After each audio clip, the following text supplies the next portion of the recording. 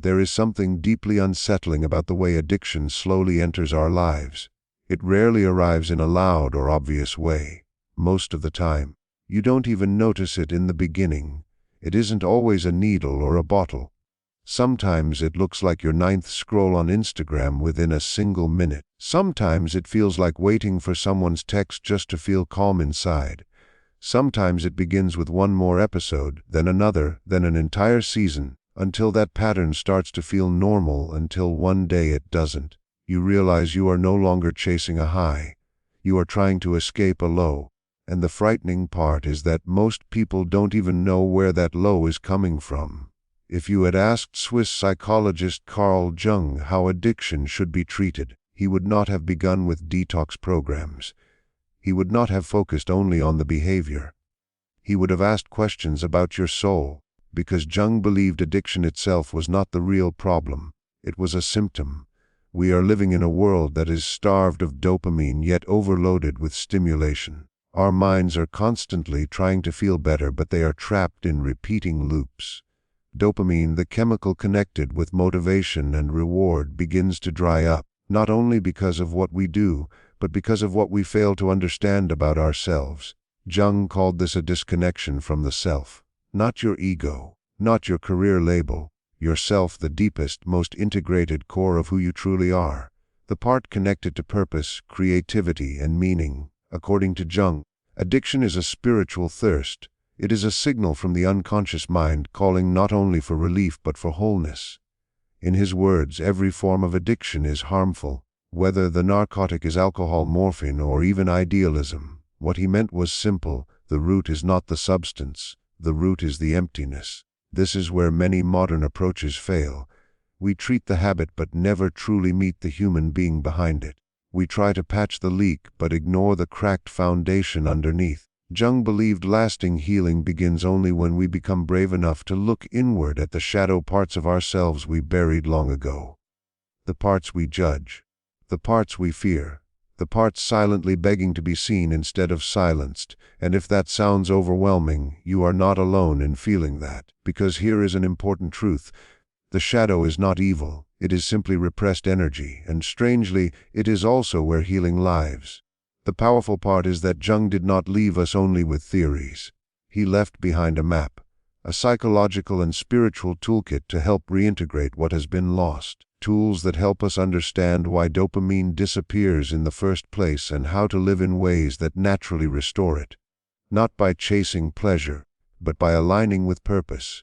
We are going to explore those tools, practical, spiritual, and deeply personal ones you can begin even today. So stay with this journey, because what you discover is not just how to treat addiction, but how to finally understand the part of you that has been crying out through it. So if addiction is the symptom and not the cause, what lies beneath it? Let's speak about dopamine, not as a trendy word, but as a messenger. Dopamine is not just a feel-good chemical. It is the driving force behind the small actions that make life feel alive. It is motivation, anticipation, and reward. The notification sound of a message, the first bite of dessert, the warm text that says thinking about you.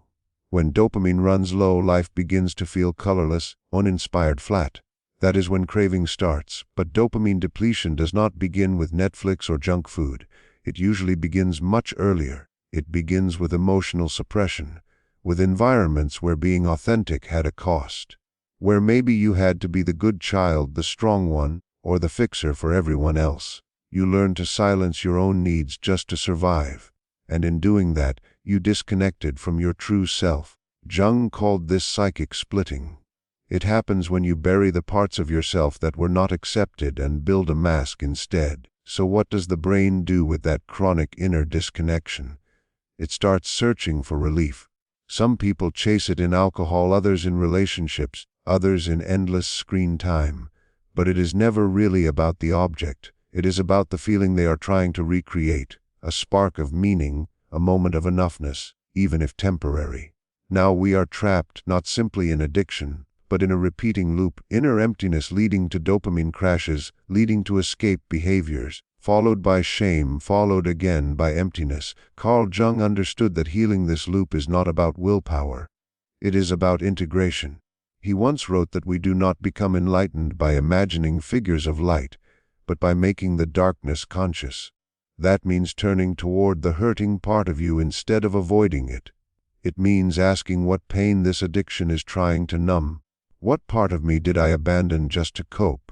This is where Jung's view differs greatly from traditional models. He did not just want you sober, he wanted you whole. And wholeness begins with awareness. Seeing patterns not as failures but as signals. Little smoke signs rising from the unconscious, guiding you back home. This is why Jung believed dreams were sacred. Why symbols and archetypes mattered. They were messages from the forgotten parts of ourselves, the child, the rebel, the healer, the wounded self, all still alive within you.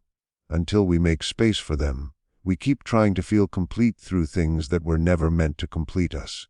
But the moment you stop seeing addiction as failure and begin seeing it as a message, healing quietly begins. Addiction is not your identity. It is a coping strategy your psyche created to protect you from pain you never had the chance to process. But now something inside you is ready, curious, awake, and that changes everything. So let's explore 3 powerful tools, practical, spiritual, and soul-nourishing, that help reconnect you with your deeper self and uncover what truly lives behind compulsive patterns. These tools are not about fighting addiction. They are about listening to it. The first is shadow work. Jung's most revolutionary concept was the shadow, the hidden region of the psyche where we store everything we rejected, denied, or judged about ourselves.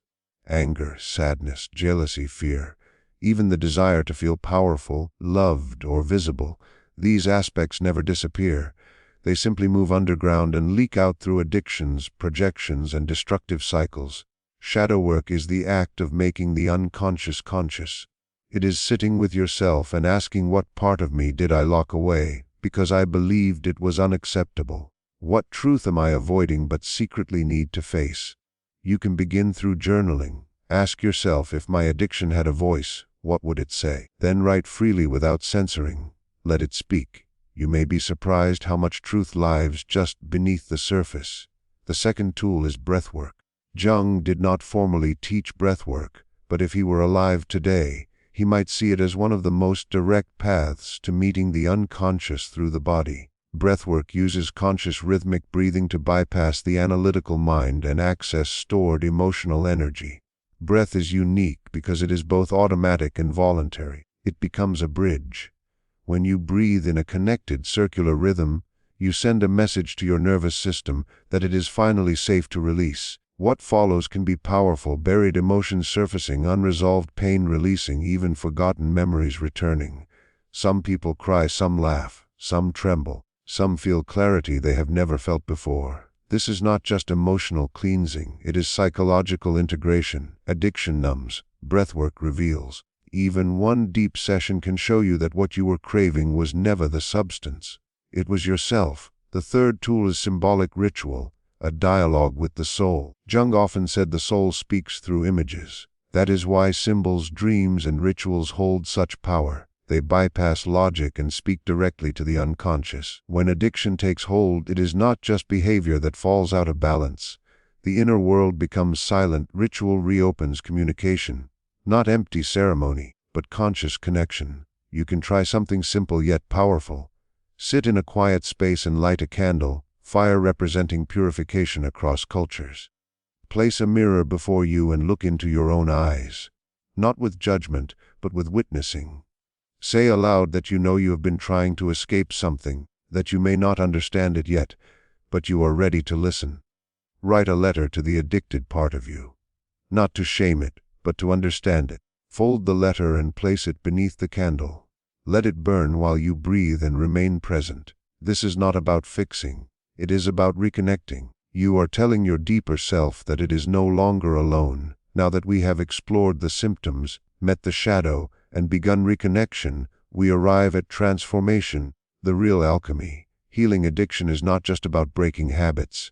It is about becoming someone new, or more accurately, someone truer. It is about answering the call addiction was trying to silence. Jung called this individuation, the journey of becoming whole, not perfect, not polished, integrated. Many people believe healing means returning to who they were before addiction. Jung would say that version of you was already divided, already disconnected. The goal is not to go back. It is to move through and become the self addiction was pointing you toward, the self that feels whole without escape. In daily life, this looks practical. Create a life that feeds your soul, not just your schedule. Many neuroses, Jung believed, come from a life unlived, jobs that drain you, relationships that numb you, routines that suffocate expression. Healing does not happen in isolation. It happens in environments that reflect truth. Ask what in your life feeds the addiction and what feeds authenticity. Start small, one honest choice, one boundary, one creative act.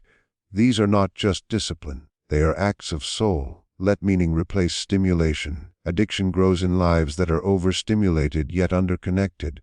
We scroll instead of speaking, binge instead of reflecting, consume instead of creating. Instead of asking how to stop the habit, ask what the craving is asking for emotionally and spiritually. Replace dopamine loops with meaning loops, creating art, sitting in silence, reading something that moves you, spending time with people who offer depth instead of distraction. When your life welcomes your true self, addiction slowly loses power, and if relapse happens, see it as a messenger, not a failure. Healing is not linear. The unconscious moves in spirals. Patterns repeat until fully integrated. Relapse is information. It is the psyche saying something was missed. You are not back at the beginning. You are simply deeper in the spiral, now with more awareness, language, compassion, and tools. The real miracle comes when addiction becomes the doorway through which you find yourself. When what once broke you becomes what frees you, that is individuation.